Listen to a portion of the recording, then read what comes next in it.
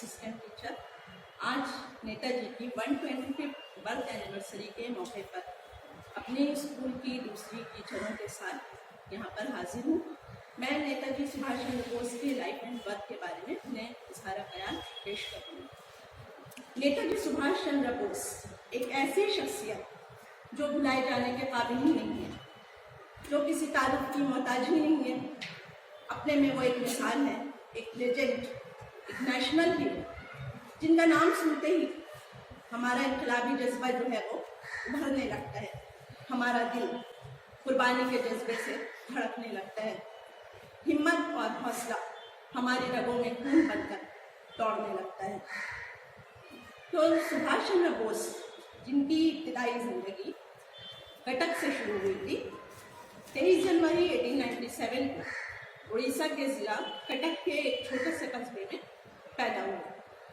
उनके वालिद जानकीनाथ बोस का ताल्लुक बंगाल के 24 परगना के उडालिया गांव से था, लेकिन वकालत के लिए वो कटक में आबाद हो गए।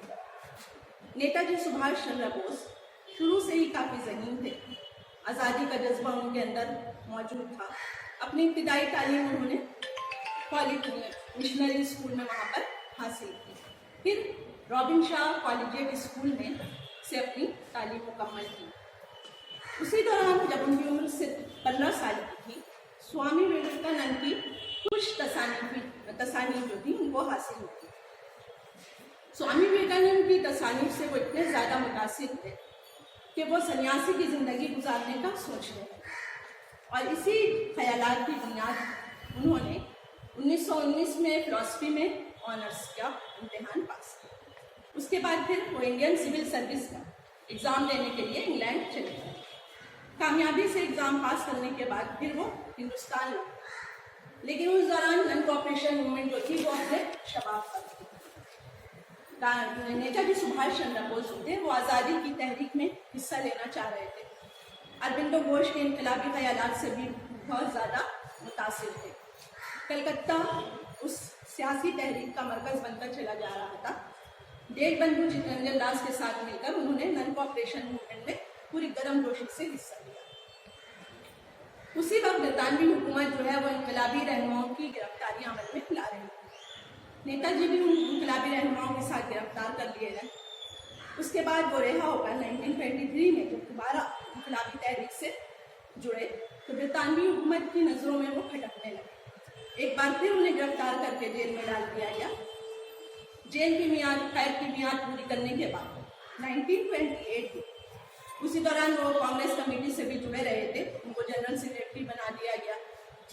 फिर कांग्रेस की एक मीटिंग में उन्होंने अपनी ये तजवीज़ पेश की कि आज़ादी की तहरीक में फौजी तरबियत का होना बहुत ज़रूरी है। तो इस ख्याल की सबों ने बहुत सराहना भी की, और उसके बाद वो तहरीक में बहुत गर्मजोशी से हिस्सा लेने लगे थे। 1933 में एक बार फिर बरतानवी हुकूमत ने उन्हें गिरफ्तार कर लिया, और उसके बाद फिर उनको यानी जेल में जब उनकी तबीयत खराब होने लगी तो उन्हें फिर जिलावतन करने यूरोप भेज दिया गया। यूरोप में उन्होंने द इंडियन स्ट्रगल नाम से एक किताब लिखी, ताकि वहाँ पर रहने वाले हिंदुस्तानियों को बरतानवी हुकूमत के खिलाफ तैयार कर सके। 1937 में उन्होंने जब उनकी वहाँ पर तबीयत खराब होने लगी तो उनकी जो जिलावतनी की सज़ा थी कम कर दी गई, और फिर 1937 में वो हिंदुस्तान रवाना कर दिए गए। यहाँ पर उनका दिल नहीं लगा, वो एक बार फिर वापस यूरोप गए। वहाँ उन्होंने अपनी ऑटोबायोग्राफी एन इंडियन पिलग्रिम लिखी। उसके बाद फिर वो हिंदुस्तान आए। यहाँ नौजवानों में वो बहुत ज़्यादा मकबूल होते चले जा रहे हैं। 1938 में ऑल इंडिया कांग्रेस पार्टी के वो सदर मुंतखब किए गए। हरिपुरी कांग्रेस के इजलास में यानी उनके सदारती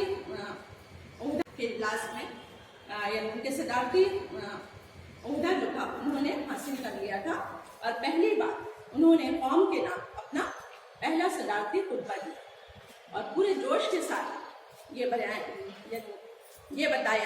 कि इस ज़मीन पर ऐसी कोई ताकत नहीं है जो हिंदुस्तानियों को मजीद गुलाम बनाए रखे। नौजवान जो थे उनकी जोशीली तकरीर से बहुत ज़्यादा मुतासिर हो रहे थे, लेकिन गांधी जी के साथ उनके इख्तिलाफात जो थे वो बढ़ते चले जा रहे हैं। गांधी जी चूँकि एतदाल पसंद थे, सत्याग्रही तहरीक के हामी थे, और नेताजी इंतहा पसंद थे। इनकलाब उनकी तबीयत में बहुत ज़्यादा नुमाया था। उसी दौरान 1939 त्रिपुरी कांग्रेस इजलास में सदर के ओहदे के लिए वो दोबारा मुंतखब किए गए। गांधी जी ने अपनी तरफ से अपना एक नुमाइंदा कामी सीतारमैया को खड़ा किया, लेकिन सुभाष चंद्र बोस की मकबूलियत इतनी बड़ी कि सीतारमैया को भारी वोटों से शिकस्त हुई और नेताजी एक बार फिर सदारती ओहदे पर फैज कर दिए गए। लेकिन गांधी जी से उनके नजरियात जो थे वो इख्तिलाफ का सबब बनते चले गए। आखिरकार उन्होंने कांग्रेस के सदारती ओहदे से इस्तीफा दे दिया और मई 1939 में कांग्रेस से अलग होकर फॉरवर्ड ब्लॉक पार्टी कायम कर ली। उनके इस अमल पर कांग्रेसी रहनुमा जो थे उनसे नाराज होने लगे और उन्हें कांग्रेस से निकाल दिया गया। नेताजी को इस बात से कोई फर्क नहीं पड़ा। उन्होंने फॉरवर्ड ब्लॉक के नाम से अखबार भी निकालना शुरू किया और अपने ख्यालात को आवाम तक पहुंचाने लगे। इससे पहले भी अरबिंदो घोष अखबार बांग्लार कथा के वो मुंतजिम भी रह चुके। फॉरवर्ड ब्लॉक पार्टी के बाद उन्होंने गैर मुल्कियों से खासतौर पर हिटलर और अपने इटली वालों से मदद हासिल करनी शुरू कर दी। हिटलर से मुलाकात के लिए हाजिर जाहिर की। 19 इस तरह से वो आज़ाद कराएंगे। 17 जनवरी 1941 अपने ही घर से एक इंश्योरेंस एजेंट के भेष में वो फरार हुए और मोटर गाड़ी के जरिए उत्तर प्रदेश के गोमू पहुंचे गाँव में और वहाँ पर पूरे तौर पर अपनी तैयारी मुकम्मल की। लेकिन इस दौरान में काफ़ी मुश्किलात का सामना करना पड़ा और फिर 31 जनवरी वो बहुत मुश्किलात का सामना करते हुए काबुल की सरहद पर पहुंचे। यहाँ उन्होंने एक गूंगे बहरे ज़ियाउद्दीन नामी पठान का भेष इख्तियार किया।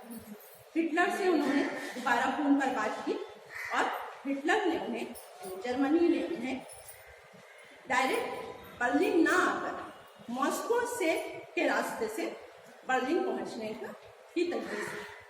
मॉस्को में वो थोड़ी देर वहाँ पर रुके, वहाँ से सफारतकारों से उन्होंने मुलाकात की, लेकिन वो खुफिया मुलाकात क्या थी उसके बारे में पता नहीं चल सका। उसके बाद फिर वो हिटलर यानी बर्लिन पहुँचे।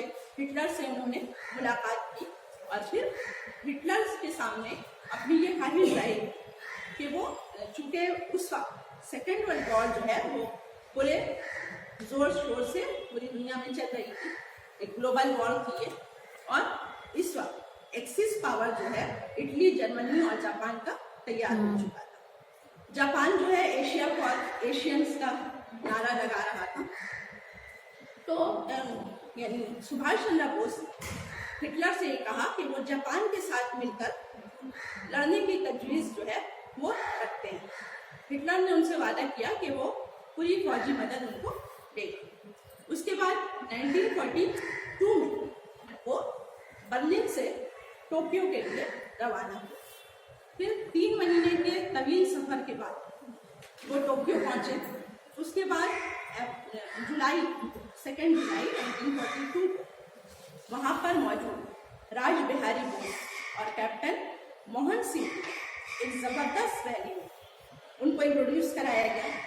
वहाँ पर उन्होंने आवाम से रेडियो में अपनी तकरीर जो थी वो नशर की और वहीं से वो नेताजी के नाम से मकबूल होने लगे। उसके बाद राज बिहारी बोस ने उनको इंडियन इंडिपेंडेंस की और इंडियन नेशनल आर्मी की जिम्मेदारी दी। इंडियन नेशनल आर्मी की जिम्मेदारी संभालने के बाद उन्होंने पूरे तौर पर फौजी ट्रेनिंग पर जोर दिया। जर्मनी के मार्च पास्टिंग या जो ड्रिल वो सीख कर आए थे उसको इंडियन नेशनल आर्मी में इंट्रोड्यूस किया और उसके बाद 1943 में पूरे तौर पर इंडियन नेशनल आर्मी को एक मजबूत और ताकतवर फौज बना दिया। उन्होंने इंडियन नेशनल आर्मी 4 रेजिमेंट में बांट दिया था, जिस रेजिमेंट का नाम उन्होंने सुभाष ब्रिगेडियर, आज़ाद ब्रिगेडियर, गांधी ब्रिगेडियर और नेहरू ब्रिगेडियर रखा। वहाँ पर मौजूद जो औरतें फौज में हिस्सा ले रही थी और कुर्बानी के जज्बे से आगे बढ़ रही थी, तो उन्होंने औरतों के जोश और बलबले को देखते हुए औरतों की भी एक रेजिमेंट बनाई, जिसका नाम उन्होंने झांसी की रानी रेजिमेंट रखा और इसकी कैप्टन लक्ष्मी स्वामीनाथन मुकर्रर की थी। यहाँ से आज़ाद हिंद फौज की तैयारियां जो थी वो पूरे तौर पर मुकम्मल हो चुकी थी। इसके साथ ही साथ उन्होंने जंगी जहाज में महारत रखने वाले 50 नौजवानों को मुंतखब किया और उन्हें जापान की मिलिट्री एकेडमी को सौंप दिया। तो ये नौजवान जिनको जंगी महारत रखने के लिए भेजा गया था वो टोक्यो बॉयज कहलाते हैं। उसके बाद आज़ाद हिंद फौज जो थी वो जापान की फौजी मदद के साथ आगे ही आगे बढ़ती रही। साथ ही साथ वो अपने सिपाहियों के साथ बराबर राब्ते में रहे। उन्होंने आज़ाद हिंद फौज के सिपाहियों को मार्च टू दिल्ली का नारा दिया कि उनकी ये ख्वाहिश थी कि वो दिल्ली के लाल किले पर ब्रितानवी हुकूमत का झंडा उतार कर हिंदुस्तान का झंडा लहराना चाहते थे। इसी अज़्म और मकसद के साथ उन्होंने एतमाद, इत्तेफाक और कुर्बानी को अपनी आज़ाद हिंद फौज का एक खास मकसद बताया और साथ ही साथ ये नारा भी दिया, give me blood I will give you freedom. और जय हिंद के नारे के साथ आज़ाद हिंद फौज जो थी वो आगे आगे बढ़ती चली गई। आज़ाद हिंद हुकूमत भी उन्होंने आर्जी तौर पर वहाँ पर कायम कर दी थी। जापान की फौज ने उनको मदद करते हुए अंडमान और निकोबार जो था उनको सौंप दिया, जिसका नाम उन्होंने शहीद और स्वराज रखा। उसके बाद आज़ाद हिंद फौज जो थी वो जापानी फौजी मदद के साथ अप्रैल 1945 में बर्मा से आसाम तक पहुंच चुकी थी। काफ़ी कामयाबी के साथ अपने मराहिल तय कर रही थी। मई और जून के महीने में कोहिमा और इम्फाल तक पहुंच चुकी थी। कामयाबी जो थी वो नज़र आ रही थी कि वो जल्दी दिल्ली पहुंच जाएंगे, लेकिन बदकिस्मती ये थी कि अचानक 6 और 9 अगस्त 1945 को अमेरिका ने जापान के 2 शहर नागासाकी और हिरोशिमा पर एटम बम से हमला कर दिया। जापान की सारी ताकत जो थी वो धरी रह गई, सारे रसायल जो थे वो खत्म होकर रह गए। अब उन्हें जापान से कोई फौजी मदद नहीं मिल पा रही। नतीजे में आज़ाद हिंद फौज की पेशकदमियां जो थी वो रोक दी गई। 14 अगस्त 1945 जापान ने अमेरिका के सामने हथियार डाल दिए। अब कहीं पर से कोई मदद ना मिलने के सबब, क्योंकि जर्मनी की भी शिकस्त हो चुकी थी, इटाली ने भी हथियार डाल दिए थे, तो ऐसे वक्त में उन्होंने ये ख्याल जाहिर किया कि वो सोवियत रशिया से मदद हासिल करेंगे और इसी इरादे से 17 अगस्त 1945 को अपने जापानी जनरल सुदेशी और आबिद हसन और दूसरे सिपाहियों के साथ मित्सुबिशी जहाज में वो वहाँ से रवाना हुए। 18 अगस्त को फार्मोसा ताइवान पहुँचे। फिर वहाँ से वो सोवियत रशिया निकलने वाले थे।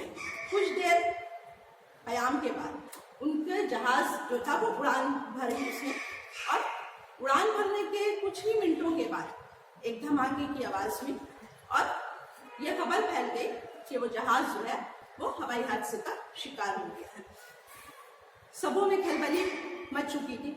अब आज़ाद हिंद फौज जो है वो आगे नहीं बढ़ सकती थी। इतने बड़े लीडर जो है सुभाष चंद्र बोस की जलने की खबर जो है वो पहुंच चुकी थी। कहा जाता है कि वो 3rd डिग्री तक जो है वो जल चुके थे।